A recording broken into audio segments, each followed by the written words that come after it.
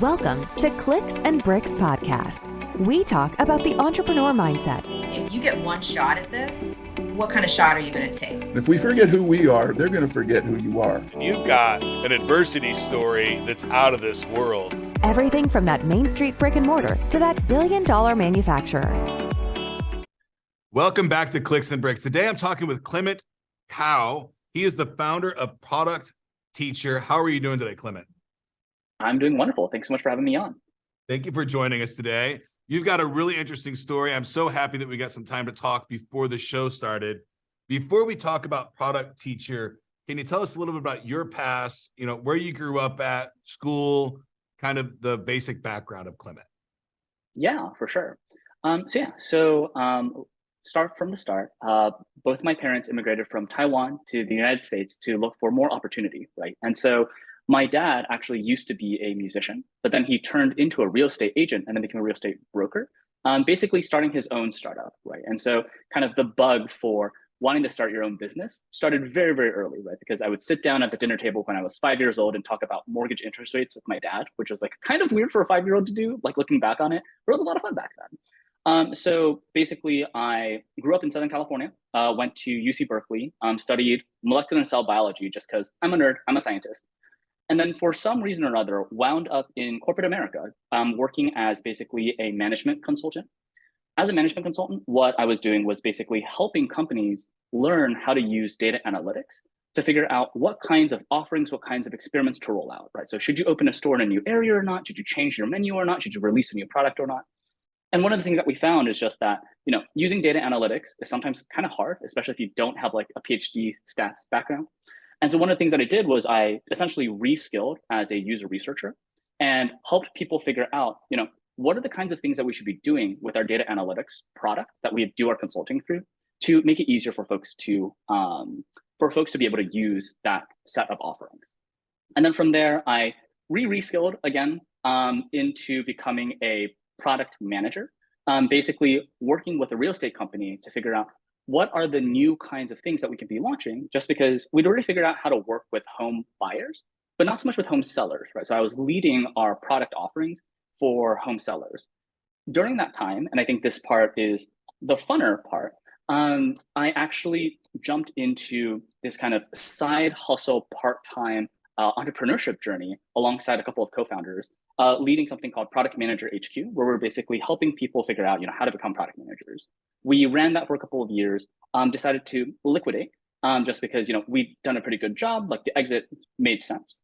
And from there, I, continued my job in corporate America, right? Kind of continuing to work in startups, launching products, where I was a product manager at Blend and helped it IPO. At the point of IPO, one of the things that I started realizing is, as much as I love building products myself, I really enjoy teaching people how to do even better at product management. Like kind of before, when we had that side hustle, I had a lot of fun. Like that was the most fun that I had, and I had lost it. And so I wanted to do more of that. So I said, what if I go full-time with kind of this, cash reserves that I have from the IPO, basically to start Product Teacher so that I can teach people full-time how to become a better product manager, how to pivot into product management, kind of irrespective of what your background is. So that's kind of the whirlwind tour through my life so far. It's been a wild ride. It's been really, really fun. That is really amazing. And what a twisted journey from scientist to data analytics, and then from the product management. So there's product management. What does that also include? Product creation? Yeah. So typically when we think about like product management, it's going to start all the way from like ideation. So what kinds of things should we be creating and for what kinds of customers? And it's going to go all the way through, not just like the idea stage, but then validating it, like seeing, does this idea have legs? Is this something that we actually want to invest in from like a strategy perspective, from a user experience perspective? And then all the way through like building it with designers, with engineers, with whoever else is creating this offering, and then launching it. And then once it's launched, then analyzing it and continuing to build on it. Sometimes even all the way down to, sunsetting a product, just because sometimes there are things that, aren't doing well anymore and it's time to shut them down, right? So product management is essentially this kind of like end-to-end view of any sort of product or offering that basically scales to lots and lots of people. And it begins all the way from deciding which customers we're going to serve, what kinds of ideas do we have, all the way through building it, launching it, improving it, and potentially shutting it down if it's not performing. So yeah. Okay, so it's not just the creation or adding features, the entire life cycle of any product. And sometimes that product is the entire company, right? It's the entire business. Yes, it is. Yeah. Right. So that's Blockbuster would be a great example of a company that had one product that kind of sunsetted themselves. So yeah. Awesome. What's the difference between product management and project management? How many like key factors are different other than just obviously deadlines? Yeah, for sure. So I can speak to this just because I'm an ex-project manager. Actually used to have a PMP certification that I let expire, unfortunately. And so really kind of the core difference between project management and product management is all in the mindset, and kind of that mindset, or like your incentives, like what you're trying to optimize for, fundamentally changes the kinds of work that you're doing and the kinds of responsibilities that you have. So a project manager, right, kind of the job of a project manager is for some specific known charter or scope or whatever. You want to get it high quality, on time, at cost, right? So it's all about minimizing risk, right? It's all about making sure that whatever it is that we are building, whatever it is that we're getting done, gets done to spec and gets done as quickly and as efficiently as possible. But that's really different from product management, because product management is all about maximizing upside. And that sometimes means actually taking risks, which a project manager usually wouldn't do. And so what do I mean by that? A product manager, they might be going out and interviewing users, and they might find out, wait a second, there's actually a whole new business line that we could and should launch. If you're a project manager and you have a scope of, we're going to improve the current offering for the current user base, you don't really get to say, hey, guess what? We're going to stop doing what we're doing. We're going to go launch a totally new project. Whereas the product manager gets to say, how many more projects are we going to spin up? How many projects are we going to knock away, right? So kind of from a product manager's perspective, of course, you do need some project management skills, right? Like you can't maximize upside if you're just taking a bunch of really dumb risk, right? You still need to minimize bad risk, but the good risk, right? Like that's where you're able to jump in and do more, right? So kind of when I think about product management, it definitely incorporates a lot of project management skills, right? You definitely need to collaborate with stakeholders. You need to bring people along with you on the journey. Of course, you need to plan things, make sure that they get done well, high quality, et cetera. And of course, you're constrained by your resources, right? Like you can't build a bunch of stuff that like you don't have people to go build. But from a product perspective, it's all about how do I create the most value possible for my customers so that we can capture that as a business, right? Kind of the theory of a product is if we make our customers so successful, they're going to be more than happy to pay us, or they're more than happy to recommend us to other people, right? So that's really kind of the core goal is we want to create so much unique value. And so that's why we're going to be sitting down with users, sitting down with customers to really understand what are the challenges that they face? What are the things that aren't going so well for them right now? Whether it's in our product or in their manual processes in their daily lives, et cetera. And then using that insight to figure out what do we build next. So that's really kind of like the core difference. Of course, there's been lots of ink spilled on just like the differences between project management and product management. But for me, the biggest thing is just project managers minimize risk, which is a very valuable function for sure. But a product manager is all about maximizing upside. You do need to minimize the bad risk, but a lot of the time you're going to be taking risks to figure out how can we create even more value for people. So yeah. Right. Okay. And then in my head, a product manager might have a team of project managers. Sure. Yeah. So, many times, right, a product manager might be interfacing with, a design project manager, right? Kind of you have all these different designers, who's going to be tackling what at what times. You might be working alongside an engineering project manager. You might be working with a marketing project manager, right? So there are definitely lots of different project managers that you might interface with as a product manager, for sure. But if your organization doesn't have all of those project managers, a lot of the time you wind up being that project manager, essentially, because the buck stops with you as the product manager, right? Like if the product succeeds or not, that's all based on you. And if you don't have those kind of internal titles or roles or whatever, it's up to you to make it happen. So yeah.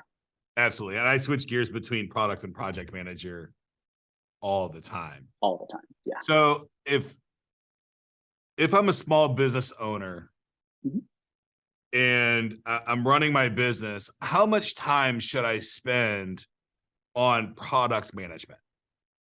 Yeah, great question. So as a small business owner, right, ultimately, what are we doing with a business, right? The whole point of a business is we believe that we're going to be able to create value for people and then be able to capture that value as a business, right? And so I would almost argue that if you are a small business owner or a founder, almost all of your time is spent on product management, whether you're aware of it or not, right? Because you're the one who needs to decide which kinds of customers should we serve, right? I think one of the big problems is you can't be everything to everyone. So you have to define who are we going after and what are the pains that we're going to go tackle, right? And like that's something that a product manager does.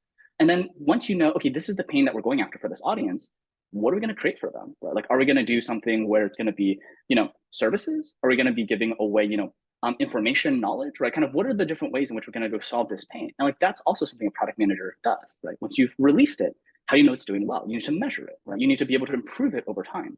And so I'd say, as a small business owner, whether you're currently providing services or whether you're currently providing software or hardware or, consumer packaged goods or whatever, all of that still falls under the umbrella of product management. There's a good reason why many of the, biggest CEOs in tech all began from product management, right? Jeff Bezos was a product manager, right? Kind of at Google, the current CEO was a product manager, right? And so like, there are all of these different product managers who excel at starting their own businesses because they really understand how do we really pick which customer segment to go after, create something that's valuable for them and test it, make sure it's actually going to work before we pour our life savings into it and actually make it happen. So I'd say kind of the skill sets for a small business owner and a product manager are actually very similar. Of course, kind of the harder part, kind of the places where a small business owner is going to spend a little bit more time than like a standard product manager might do in like corporate America or like within a startup, is a small business owner is going to be taking on a lot of the sales and marketing efforts themselves, right? Kind of in product, a lot of the time you're using the product to drive like your sales and marketing. But if you're doing if you're a small business owner, a lot of times you have to, go get the exposure yourself, right?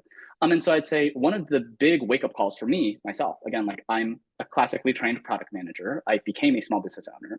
One of the big things that I learned is sales and marketing is really, really important. And people aren't going to just find out that you have a great product if you don't figure out how to position it to them. If you don't teach people that these are the kinds of pains that you might have, and here are ways in which you can solve it, right? Here's why this is worth your attention. And so that was definitely a very rude wake-up call for me. Definitely things that I didn't know I needed to scale up in. But very glad that I took this journey to become a small business owner so I can get better at sales and marketing and ultimately be able to build even better products that really help to solve people's pain. So yeah. Right. Yeah. The 20 years ago on the internet, you could build it and they would come, but those days are they're over. They are absolutely over. And the marketing skills that you have to have in today's internet landscape it's a lot, right? I mean, so, on your product, you have to understand your cost per acquisition, your the total life value of the client, all those things. I talk with a lot of small business owners on a daily basis, and I feel like there's a big gap in what they think their product is a lot of times. So I tell like a small grocery store, no, your product is everything from the time they pull into your parking lot, when they use your restroom, when they use your drinking fountain, right? Everything Absolutely. About your store is your product, right? The stuff that they buy is just almost an aftermath of your product, right? That's your merchandise, I guess. But the environment that they have when they go in, especially like specialty grocery stores, Nigerian, Asian, all kinds of different the ethnic grocery stores, they really nail it on what their product is, right? So I think they do a good job, but still they don't recognize a lot of times that it's when you pull in the parking lot, that starts the experience of your product. 100%. Yeah. I mean, your product is really kind of that end-to-end customer experience, exactly like you're saying, right? And I think a lot of times, right, like speaking to parking lots, I know that a lot of folks, right, like they might have a particular grocery store that they'd love to go to, except that the parking lot's completely full and it's a nightmare to get in, right? And like that impacts your desire to want to go to that grocery store, right? And so you're exactly right. It's all the way into, when you pull up in the parking lot and all the way to, when you load up your car and head out, like that, all of that is the customer experience. And that's ultimately the product that you're selling, for sure. Absolutely. And I think it's important for business owners to recognize that. And I thank you for taking the efforts that you're doing to teach people this, product management. But your course is really designed more for someone that wants to be a product manager for a large company, or do you have something for a small business owner to up his game as well? Yeah, great question. So one of the things that we do, right, is we record all of these different courses for product managers, basically to do well on the job, whether they're at like a small startup or whether they're at like a really large tech company. But one of the things that, I've found, even though I'm not explicitly targeting these folks, is that a lot of small business owners have found our courses to be helpful too, right? So as an example, one of the lessons that we teach is product market fit. Like, how do you know that what it is that you're offering actually helps people with what they're looking for, right? Or another one, right, is bundling products together, right? How do you decide whether your product should stand alone or whether you should pull it together with other products, whether those are your own products or other people's products, right? And so, maybe another one is, the quote unquote like critical path method. That's more like project management, honestly. But again, like time management and resource management is important for small business owners. And so that has also proven valuable. So it's definitely really interesting, right? I think one of the things that I've found and learned is even though our courses are highly targeted towards software product managers specifically, we definitely have some entrepreneurs who have decided to, purchase our courses and have actually found a lot of value in terms of being able to further strengthen their businesses. I think one of the really big trends that I'm generally seeing, especially in kind of like the small business owner space, is this realization that a lot of time when you're selling services, right, you're essentially trading your time, your bandwidth for money, right? And sometimes that just doesn't, work out sustainably in the long run because you're always capped by your bandwidth. And if you want more bandwidth, you have to hire more people. And so a lot of the questions I've been getting is, how do you actually productize the services that you're providing, right? Kind of how do you make this scale, whether it's helping to scale more of the top of funnel, right? Letting people know that, hey, I have offerings, and like not needing to run a webinar yourself every single time, but actually having some sort of product that combines all of these learnings and knowledge and kind of feeds them into the rest of your funnel, all the way down to, whether you have like a large ticket item and being able to make that scale, not just to, the 10 people that you might be able to bring with you, and instead be able to access, audiences of thousands or tens of thousands, et cetera. So we've definitely seen that, entrepreneurs and small business owners have been finding value with our courses, even though that's not how we're exactly like designing it. I think really the way that we want to teach, and the reason why I picked the name product teacher as a business, is we really want to assume that the person who's learning on the other side has no prior knowledge about product management or even technology. But like we really want to make information as accessible as we can, because really product management and entrepreneurship are very tightly linked and really tightly aligned. So we want to be able to help as many people succeed as we can. So yeah, I think that's kind of like a long-winded answer to your question, right? But definitely folks have found it helpful, even though we didn't explicitly design it for them. And I think that's like a meta lesson for a lot of small business owners. Right? I think a lot of small business owners will say, oh, I don't want to exclude people from my audience, right? Because what if I could have earned revenue from them? And it's no. The more you target something, the more valuable it is, and the more that your non-targeted folks will actually wind up buying your stuff, which is very weird and very paradoxical, but it's something that's very, very true. So yeah. On the marketing side, I know that it is so hard for small business owners, even big business owners, to tie down to this is my ideal client and this is the person that I'm trying to serve. So and it does help a lot, and you're gonna not get very far in your marketing efforts unless you really know what that is. So absolutely. I think that's really well put. And yes, it was a little bit of a long answer, but I think you nailed one of the points that I was trying to get, is that small business owners or business owners in general, if they know it or not, are creating products. They're creating it because they love doing it. They want to bring it to the people, but they're doing this with really no formal education, right? They're, the grocery store owner or the gym owner, they were just in fitness, or they inherited it from their father or whatever. They don't really have a lot of product creation and product management skill sets, or at least traditional skill sets. They have it, they've learned on the job and they go, but there's gaps in their knowledge that you might be able to help fill. When we talked before, you said that you had a newsletter that you was free to sign up for that gave people some free information. If somebody wanted to sign up for the newsletter, learn more about your company and what you do on a daily basis, how would they get that information? Yeah, for sure. So our website is productteacher.com. So, no spaces, no dashes, no punctuation, no nothing. And then for the newsletter specifically, it's just productteacher.com/newsletter. And so what we do is basically every week we share the top 3 product reads from across the internet in terms of how can you further improve your product, right? Whether it's really diving deeper to understand the end user, whether it's taking the time to analyze the current product offering that you have, whether it's looking at, should we be bundling these products together? Whether it's, should I invest in more R&D or should I continue to, focus more on the operations side? We cover all of that in our newsletter. So it's really helping folks be able to get kind of the top reads instead of just like kind of dumping a lot of information on people. I think one of the really big things that can be challenging is just there's so much to learn and there's so little time. So one of the things that we wanted to do, and again, this goes back to the whole concept of scalability and helping as many people as you can, is let me take the time to filter down what are the 3 things that you should read this week, and then be able to scale that to thousands of readers instead of having thousands of readers all spend that time trying to figure out what to read. So that's the newsletter. Feel free to sign up. Would love to be able to help folks. And, I read every single reply to our newsletter. I try to respond wherever I can. So don't hesitate to send me a response and ask me questions. Yeah. Wonderful. And how long have you been, when did you found or start Product Teacher? Yeah. So I started Product Teacher about a year and a half ago. Okay. So mid 21. Yeah. Wonderful. Now I want to go way back to the beginning. Sure. You went to school for biology, microbiology, or just biology? Molecular and cell biology. Yeah. Okay. But then you made the decision to go into corporate America. Yeah. Big difference from what you went to school for. And I'm assuming that you loved biology and that's what you wanted to do, but big pivot to real estate project management, right? At that point. Yeah. Did you know that was the right move, or was that just kind of a filling the gap, kind of killing time when you're young to take a job and move forward? Yeah, great question.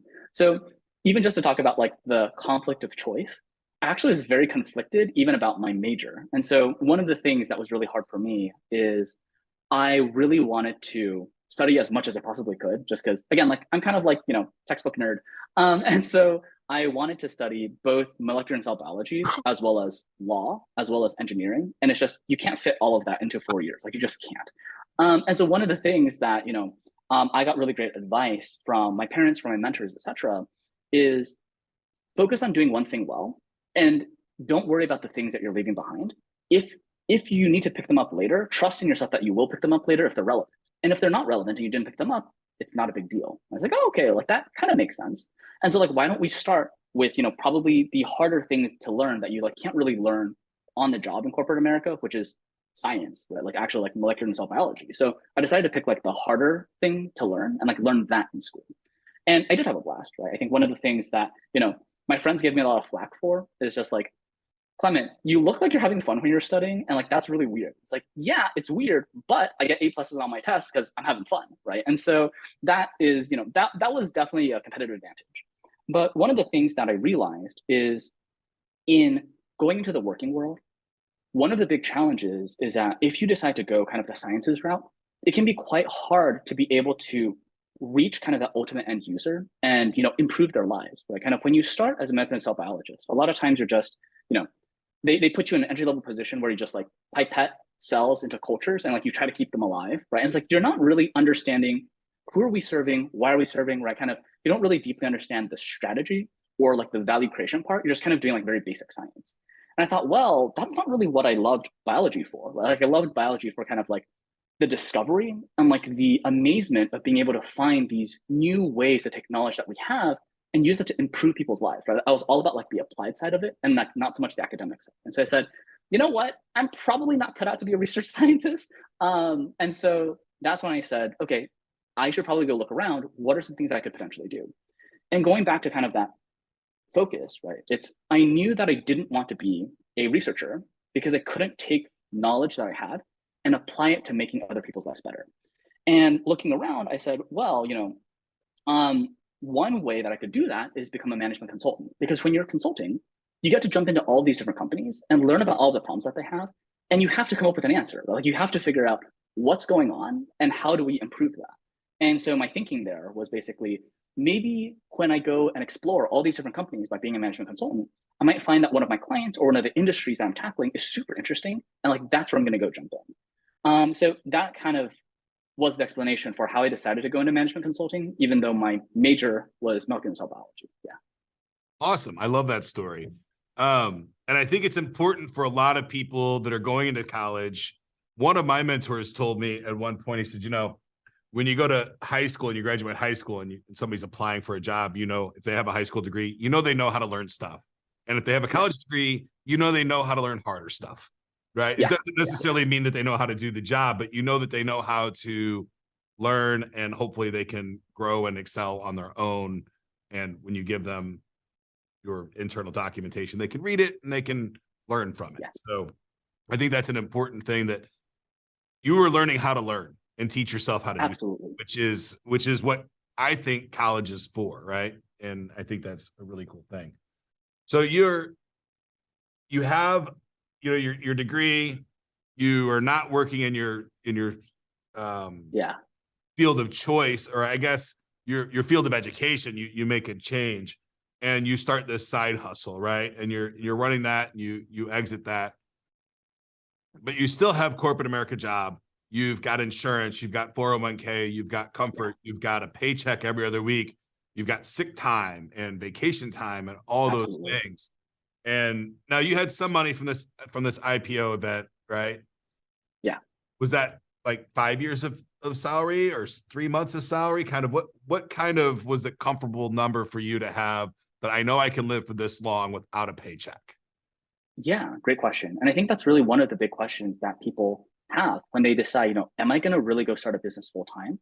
Is it's really helpful to figure out upfront, what would it look like if things went wrong, right? I think a lot of times people hear all the success stories and they kind of think like, I have to succeed at all costs. And sometimes that's not like, the best way to think about it, right? It's much better to know, what is my exit strategy if things don't go well? Because sometimes they don't. And like knowing what that looks like can really help you to sleep a lot better at night.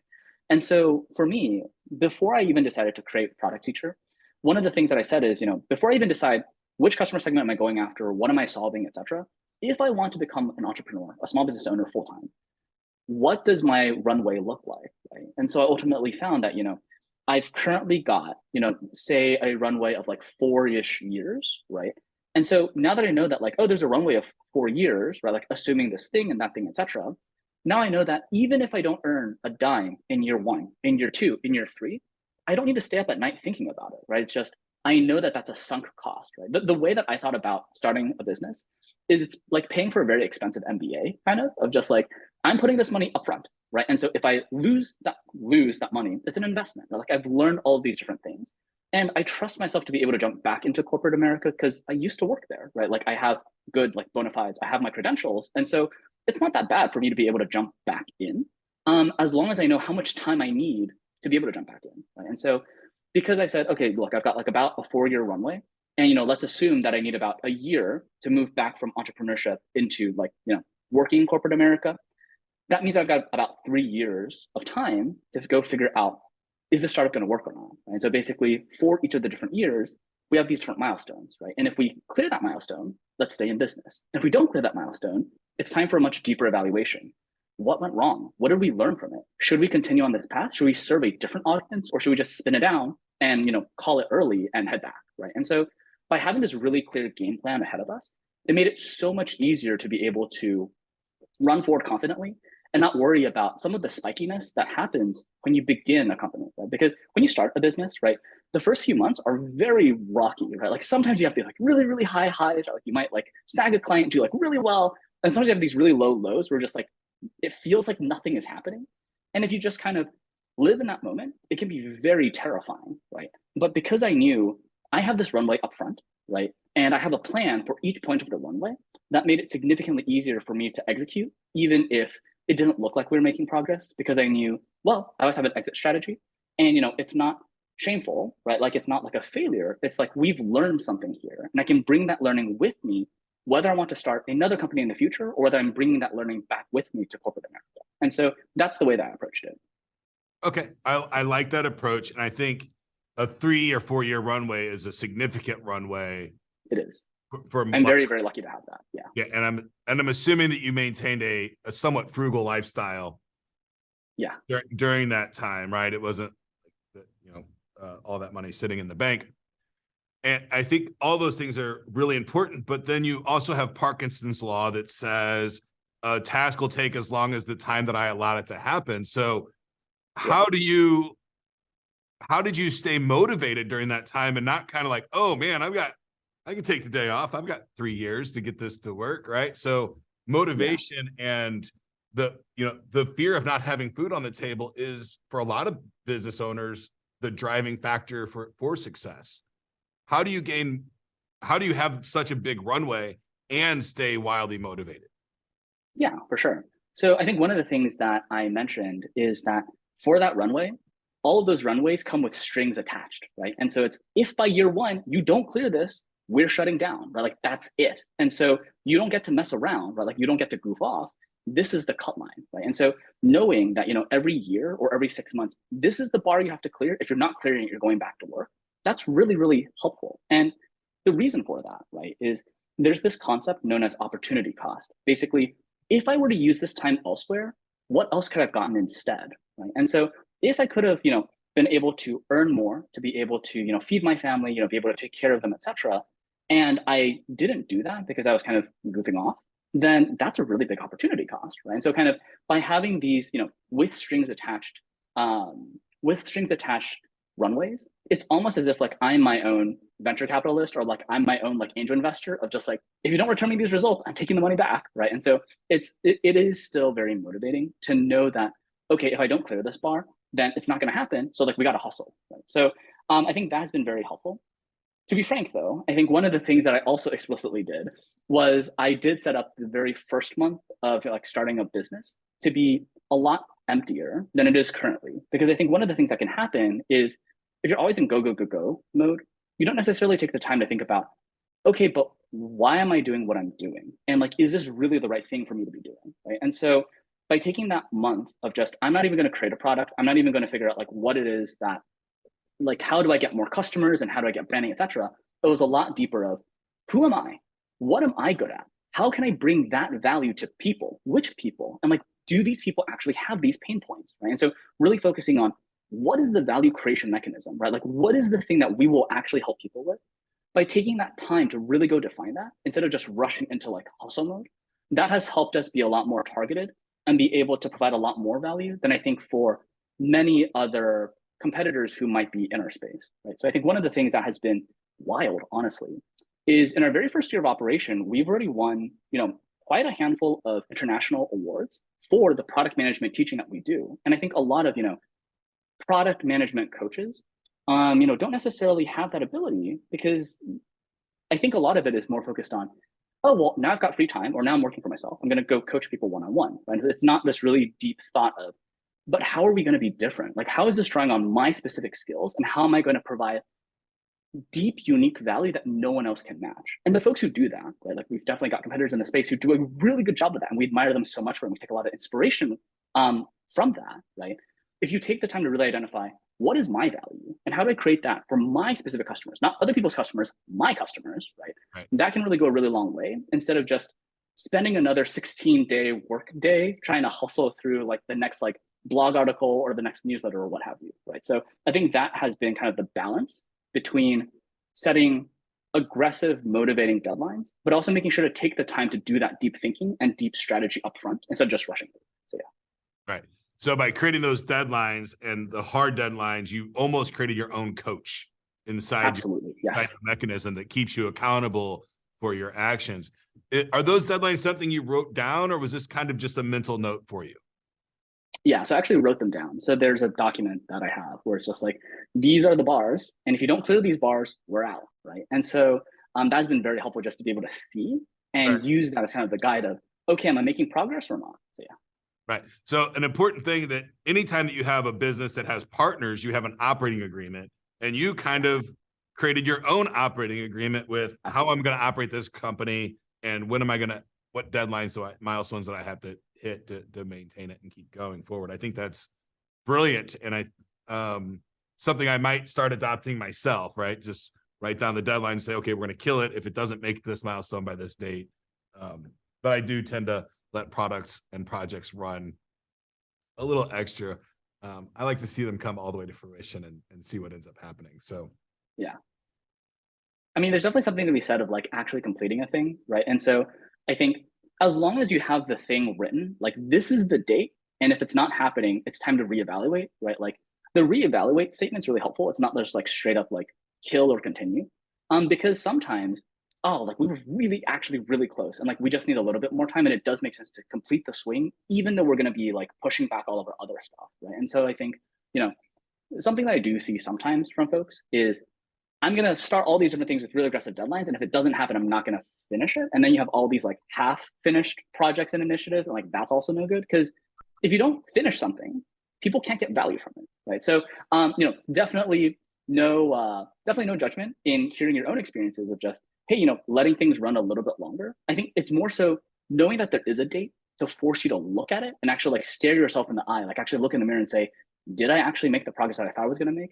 That part's a lot more important than the actual deadline itself, right? So it's a lot more like having that forcing mechanism can help to drive that motivation without necessarily being like, oh, well, I was like 95% there, but because I wrote it down, I have to kill it, right? Like it's a lot more flexible, but as long as like it's written down, then you can't just kind of like mold it in your head, right? I think one of the things that I was considering is like, when I first started the business, it was just, there's so much going on, right? Like there are all these like legal agreements I need to figure out, and like the marketing and the branding and all of this stuff. It sure would be nice if I just like didn't have to think about it. But I said, no, I have to write these deadlines down. Like I have to write these quote unquote like paychecks to myself, these like investment funds to myself with these conditions. So I don't have it, then I'm not going to be honest with myself when that reckoning day comes later, right? So it's definitely worth taking the time to write it down for sure. Absolutely. But in business, sometimes you have to put a little delusional hat on and say, I'm going to figure this out, right? And push forward. And when sometimes the darkness just seems to be overwhelming. But if you push past it, generally for me, it's always been worth pushing past, even if it's a loss, right? At least I know what happened on the other side of that fence, right? And I don't have to thinking about it all the time. So Clement, I had such a good time learning about you and your business today. Is there anything you'd like to leave the audience with before we go? So in terms of leaving the audience with, parting thoughts, ultimately, as someone who is either looking to start a business or someone who is currently running a business, really think deeply about, again, what is the thing that I'm good at doing? What is the value that I'm creating in the world? And am I going after the kinds of customers who would appreciate that, right? Because I think sometimes what folks might run into is, I created all of this stuff. I have all of this hard work and like no one's using it. It's like, it's not that no one's using it. It's that you might be going after the wrong people. And like, that's not on you. Like, that's not like you're a failure type statement. It's just the market wasn't there. And like, there might be another market that is more suitable for that, right? So, definitely take the time to think about, does my particular offering have the right fit to that right market? Do they actually have the pains that I think they do? And so I say like, that's kind of like the last insight that I'll share on the show. And again, I am running Product Teacher. And so if you're ever looking to spin up, products or offerings, etc., you can always find out more about us at productteacher.com. We have, lots of free resources. We also provide services, coaching, etc. So hit us up. Let us know how we can help you in driving your own product journey. So again, thanks so much for having me. Awesome. Thank you so much for your time today, Clement. You have a great day. You too. Thanks again.